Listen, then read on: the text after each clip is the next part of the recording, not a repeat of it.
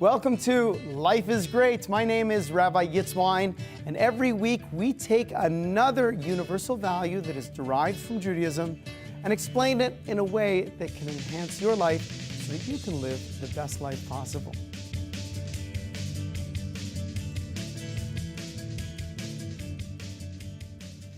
Today we're talking about happiness, and happiness is the primary pursuit of almost every human being on the planet. A friend of mine, Lionel Ketchen, was one time teaching a class in a university on happiness. And he asked the group of, say, 20-year-olds, he said, what do you want out of your life? And everyone suggested something. One person said, I want to get married. One person said, I want to have children. Another person said, I want to get a big car, nice career. He wrote all these things down on a big whiteboard. And then he started asking people, well, why do you want to get married? Well, why do you want to have children? Why do you want a big car? Why do you want to make money?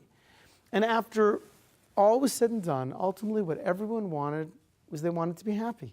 They just felt that getting married, having children, and having a big career, and having a great car, that all these things would bring them happiness.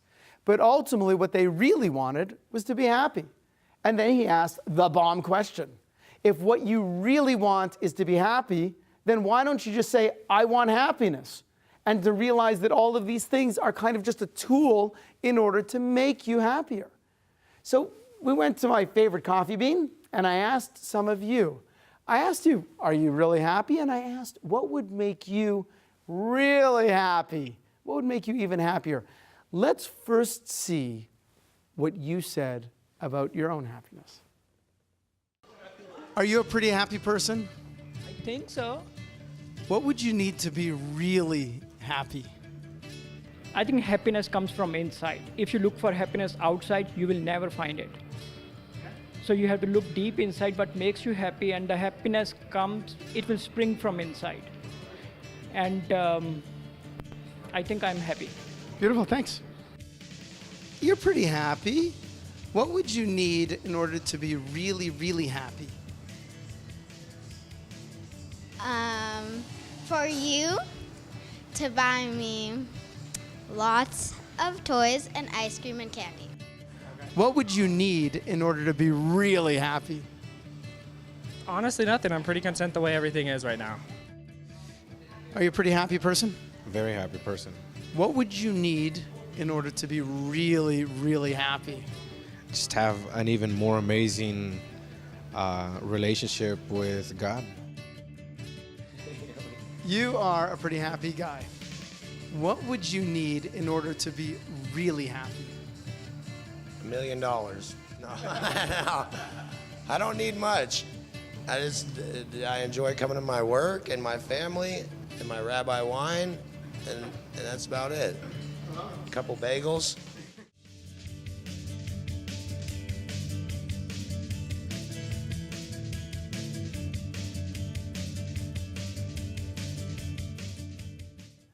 Now, this particular coffee bean, it was a pretty tame crowd, but I think most people kind of have a list of what's really going to make them happier.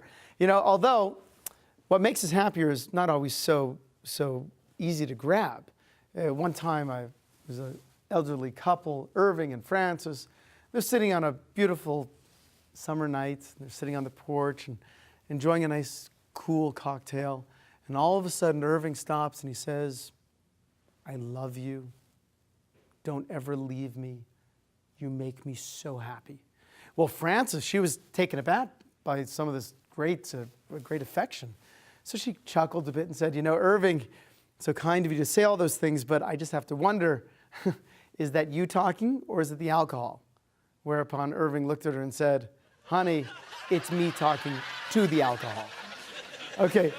So, we have to realize, wait a second, we don't always know what's going to bring us happiness or what's going to take away the pain of life. But if you think for a minute, what is happiness? We have to start with the definition. Happiness is an emotion that we have when we are not distracted from the fact that life is good. That's what happiness is. Happiness is an emotion we have when we are not distracted by the fact that life is good. Now, if you look at a young child, they're happy. Young children are born happy. I mean, except for when they dirty their diaper, they're hungry, they're not feeling well, or they're tired, they are happy. And basically, we have a tradition that we train ourselves to be miserable. We train ourselves to get wrapped up in the craziness of life so that we can't focus on how wonderful and how marvelous it is to be alive. But if you pulled away, imagine for a moment that all of your stresses were gone, then you know what? You would get very much into your happiness. And you would say, that's marvelous to be alive. It is so marvelous to be alive that even a person who's condemned on death row wants to stay alive. And look where he's living. He's living in prison. We have to realize life is beautiful. Life is great. But we've got to learn the trick, the science in order to push away those negative things so that we can experience all the glory of our lives. There are some people around who maintain that a person should be happy for no reason. It was actually a best-selling book. Be happy just because you should be happy. You don't need anything to be happy, just be happy. Judaism does not ascribe to that. As a matter of fact, the Talmud, written over 1,500 years ago, wrote down a definition of wealth. He says, Ezehu Asher, who is the wealthy person? Hasamech b'chalko, someone who rejoices in his portion. In other words, everybody has a portion. Some people have a big portion. Some people have a little portion. But it's more relevant, more important than how big or how small our portion is to happiness, is how much we appreciate that portion. And intuitively, we know this is true because there are many people out there that have a lot more stuff than we have, and we are happier than they are. And there's a lot of people out there that we have more stuff, a bigger portion than they do, and they are happier than we are. Happiness has a lot more to do with our ability to appreciate what we have, to focus on the magnificence of our particular life situation than it does what situation we actually are in. Now, in positive psychology, they talk about something called a happiness set point. Happiness set point, not everyone agrees such a thing exists, but it's a very interesting concept nonetheless. You basically always are a certain weight. Naturally, I'm always 150 pounds. Okay, I'm naturally always 155 pounds. But really, it's like, that's if I don't exercise, I really don't pay attention to what I eat. That's considered my weight set point. That's naturally where my body will go. If I want to be a little less, got to exercise a little more, got to watch what I eat. So too, according to some, there's something called a happiness set point, where basically you are just a certain level of happiness. And you go up a little bit, and you go down a little bit. And with the exception of just 3 rare occurrences, loss of a limb, perpetual unemployment, or the death of a long-term spouse, a person will basically stay around as happy as they've always been. In other words, if you win the lottery, you're going to have a spike in your happiness for a little bit, and then you'll come right back down to where you normally are. So if normally you are a 7 out of 10, I call it a happiness quotient. I often ask people, how you doing today? They say, pretty good. I say, on a scale of 1 to 10, 10 being magnificent, 1 being you want to put a bullet through your brain. Where are you in happiness? Most people say they're a 7. Some people, they say, they want to impress me. They go, I'm a 9, I'm a 10. Some people go, I'm a 12. I want what you're taking if you're a 12. Okay, but you got to stop for a second. Now, really, let's understand, we're all at a certain point, and whatever number it is, it's going to be different for every person. So you really can't compare your happiness quotient to anyone else. If you're normally a 7 or an 8, according to this idea of a happiness set point, basically 2/3 or 70% of your life is that 7 or 8. And if things are going really well, you'll bump up to a 9, but then eventually you'll come right back. And if things go really lousy, you'll go down to a 6, but then you'll naturally go back up to that 7 or 8. So the bad news is that you're basically as happy as you are. Whatever you are, you are. The good news is you have about 30% of your emotions that can be changed. How do we change it? We change it through our focus. See, we have to realize that happiness is not a happening. Happiness is a choice. And it's a much more in the realm of choice than we give credit for. have to realize, how do you know that happiness is a choice? Imagine a woman, she's got a few small kids, she's yelling and screaming, it's stressful, they're not doing their homework, they're not listening, they're trashing the whole place, and then all of a sudden, a stranger comes to the door. Oh, hi, how are you? What happened? In a moment's notice, she changed her mood. A friend of mine, Nathan, back in several years ago, he was working in Hollywood. He used to write screenplays, which means he was a waiter for a living, and as a side gig, he would write screenplays. So in order to pay the bills, he worked at a particular restaurant, and he explained the dynamic that in order to get the tips, you really had to be very ingratiating to all the clients, the people sitting at the table, your customers. But in order to get the orders right, you had to be very stern with the people who worked in the kitchen. So he explained that all the waiters were all the servers were this way. They would be very nice and ingratiating to the customers, walk through a door. You had to, if you're holding dishes, you would literally kick the door, and then you'd yell and scream at all the people who worked in the kitchen. Then you'd pick up the food, you'd hold it, and literally with a kick of the door, you'd change your mood and now be, hey, how are you? Nice to see you again. Change your emotion on a dime. We have that ability. We can decide to be happy. We can decide to be grumpy. On a dime, we change. Happiness is not something that is thrust upon us. Happiness is a choice, and we can decide our mood. And quite frankly, if you ask me, I know it sounds a little disgusting, but I think that unhappy people are worse than people with bad body odor or bad breath. Why? Because they literally stink the place up. It has to be the kind of thing that we have to realize that happiness, if it's a choice, if it's really in our ability to say, I'm going to act at least happier, or I will act less happy. If at least our ability to act happier is in our hands, in our power, then we have to realize how horrible it is to choose not to act happy. Now, that leads us to the final point over here, to understand that happiness is more than a choice. It's not just like, as Abraham Lincoln said, folks are as happy as they choose to be, as they want to be. It's not exactly that. Its happiness is an obligation. It's an obligation to ourselves, it's an obligation to others, and actually being happy, or at least acting happy, is an obligation to the Almighty. It's an obligation to ourselves because people that are happy, they live longer, they're healthier, they're more productive. It's an obligation to others because all you have to do is ask someone who grew up in an unhappy home if acting happy is an obligation to others. When was the last time you walked in your office building and maybe your boss yelled and screamed at you, just to motivate you? No, it's not a pleasant way to live. When we meet someone, and if they are not acting at least as happy as they could be acting, so it makes life very difficult. So being happy is an obligation to others as well. And finally, being happy is an obligation to the Almighty.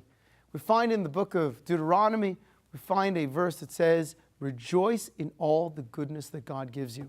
It's an obligation to rejoice in all the goodness that God gives us. And not only that, but if you look in the Torah, you'll see that there are many curses that God promised to befall the Jewish people. And one of the reasons, or the reason why all these curses would come upon the Jewish people, was because they did not appreciate the goodness that God had given them. In other words, when we appreciate the goodness that the Lord gives us, then we open ourselves to more goodness. And when we don't appreciate it, then we close ourselves off to that most beautiful aspect of blessing. So just in summary for now, we have to realize that happiness is a choice. Happiness is an obligation. It's an obligation to ourselves, an obligation to others. It's an obligation to the Almighty. And if we're not feeling happy, we certainly have an obligation to act as happy as we could, because it is without question, happy people make the world a better place, and the unhappy don't. Next time you're coming to Las Vegas, I want to invite you to please stop in at Young Israel Asia Las Vegas. Please come straight to the front and introduce yourself to me. It would be an honor and a pleasure to greet you and meet you. It's a very friendly place, and I promise you, we will make you feel right at home. Don't go away. In just a moment, we will be back with more Life is Great, and we will be talking about with the Rabbi's Inbox.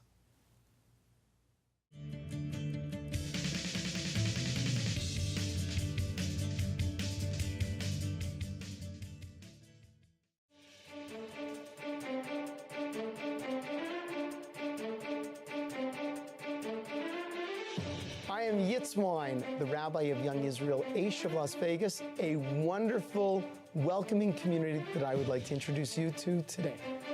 One of the things that's really unique about an Orthodox synagogue, and I think Young Israel Aish in particular, is that not only do I know everybody's name, I know your dog's name. It's really about a personal relationship, about everyone should have a relationship with a rabbi. Judaism teaches us that every person needs a rabbi, you need a friend, and you need a student to really get the fulfillment of wisdom, to really understand what life is about. I'm always explaining the concepts in the Torah, in the Bible, explaining Jewish values and challenging people to understand what those values are. All the wealth God gives me is really in order that I should benefit others. Spreading Jewish values, positive universal values, those are the things that have led us to have a YouTube channel that has more than 250,000 views on it. It's the weekly radio show, The Rabbi Show, with its own unique website. We do trips to Israel every single year. But my rabbi told me the most important commandment is to live life with joy as much as possible. Because if you have joy and enthusiasm and passion about life, if you really feel the Almighty's love at every corner, so then you will have the direction and the enthusiasm and the energy to fulfill all of the other commandments. And it came to pass, when Yitzhak had become old and his eyes dimmed from seeing,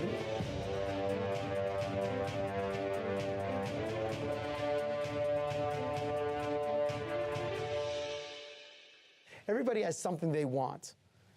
When you step into the world of Young Israel Aish, and you are welcomed by the right kind of community for you, so then all of a sudden you have support. You have support in terms of your personal growth, your spiritual growth. You have people you can share the good times with in your life, and people who you can share the difficult times in your life. And the result that we've seen over and over again is that people who become part of our community, they just have a much greater sense of life fulfillment. They have a sense of friendship, of connection with community, of connection with others.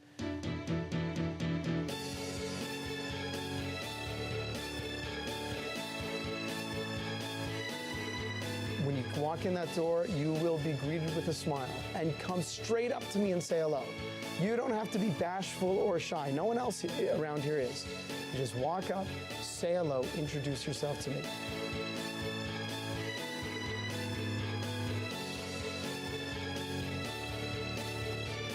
So I really hope that any person that, whether they read the book, they listen to the radio show, they come to Young Israel Aish, whether it's every single day or once a year, that they acquire a piece of wisdom that forever enhances and enriches their lives.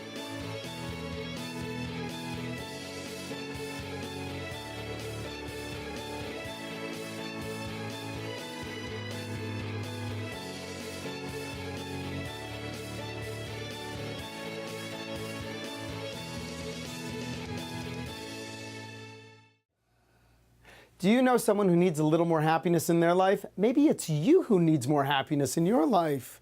Yes, you've seen the Life is Great TV show. You perhaps have heard the Rabbi Show. But now it's time to get Life is Great, Revealing the 7 Secrets to a More Joyful You. This book was something tangible that you can give your friends and family, where they can keep by their bedside, take it on vacation, leaf through it page at a time or chunk of pages at a time, and each time they will learn another secret, another tool that they can use in order to get the absolute most out of life. What better present can you give your friends and family than the wisdom to live a better life?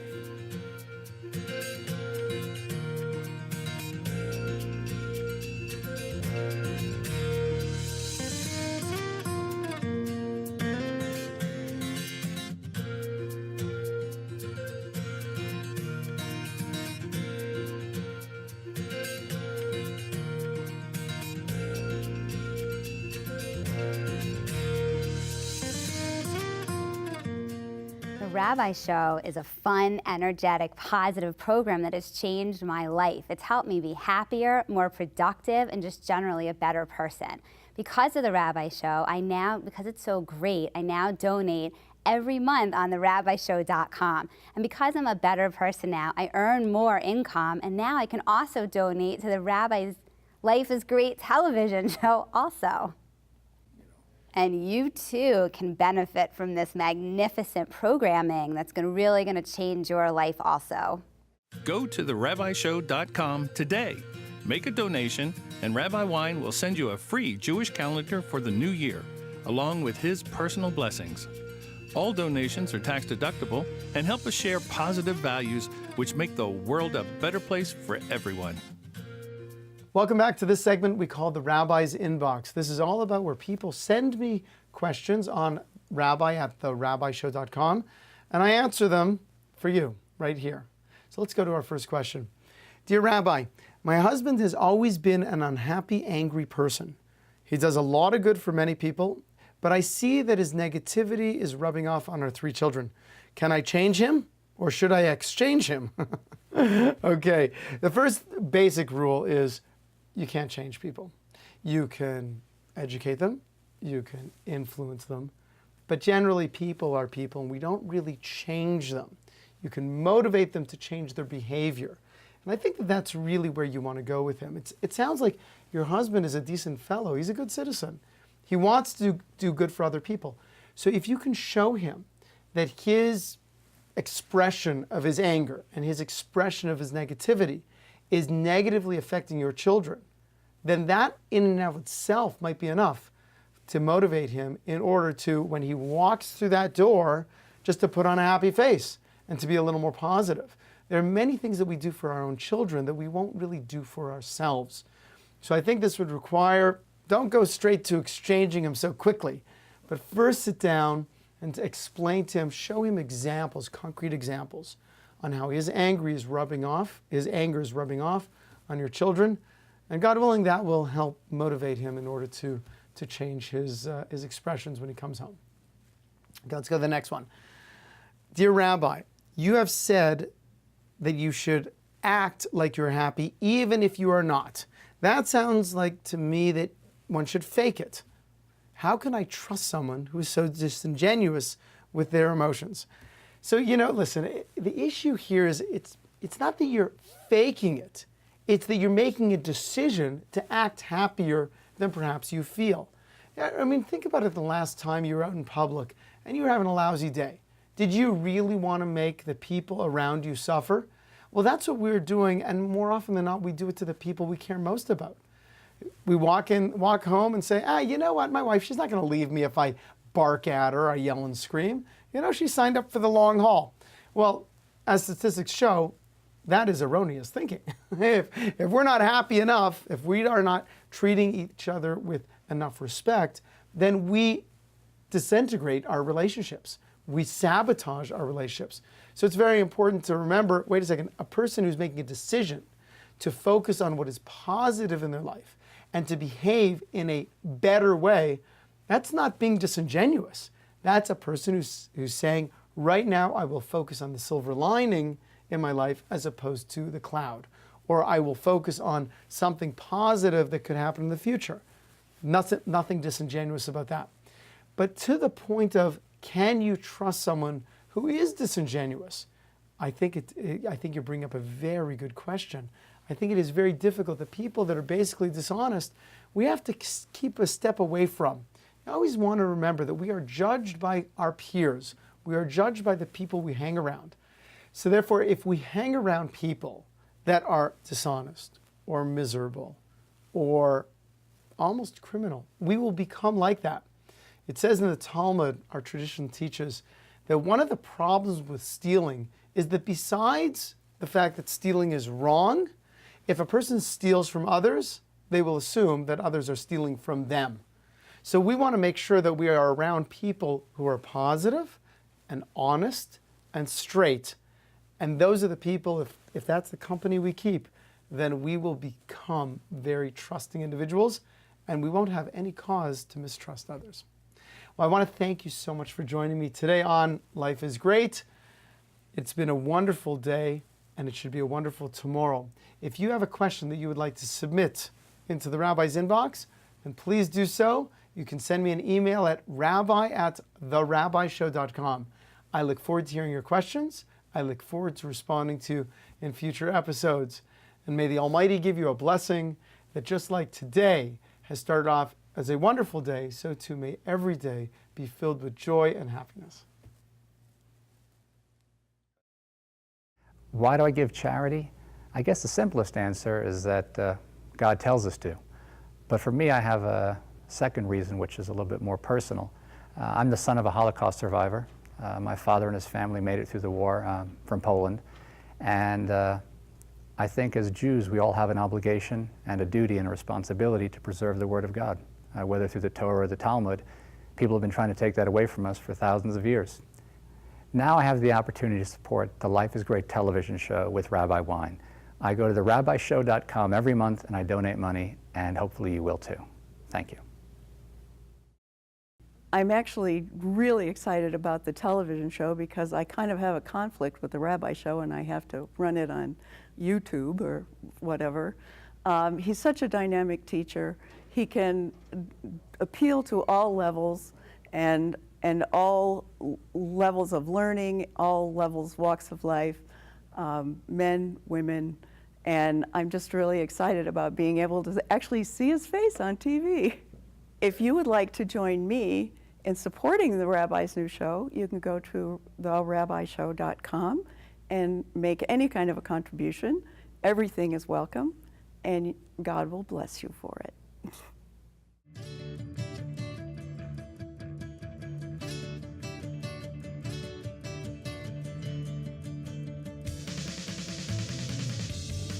Well, I know with the rabbi, it's changed my life. When I came in, he told me, I was thinking here, my life, that I was going to do these things and it was going to be very difficult. And I learned through the rabbi and the Rabbi Show that God has all these things planned for me and I need to think big. I need to think big, not little. You know, I don't limit God. And that's one of the great things that I got from that. This just opens up for everybody, those universal truths that can help them change their lives and become the person they were meant to be. And if you'd like to donate, go to therabbishow.com. You can change your life and many other lives at the same time. Want more wine? Turn your radio to AM 720 KDWN or go online to therabbishow.com to hear The Rabbi Show starting right after the news at 9 a.m. Go to therabbishow.com today. Make a donation, and Rabbi Wyne will send you a free Jewish calendar for the new year, along with his personal blessings. All donations are tax deductible and help us share positive values which make the world a better place for everyone.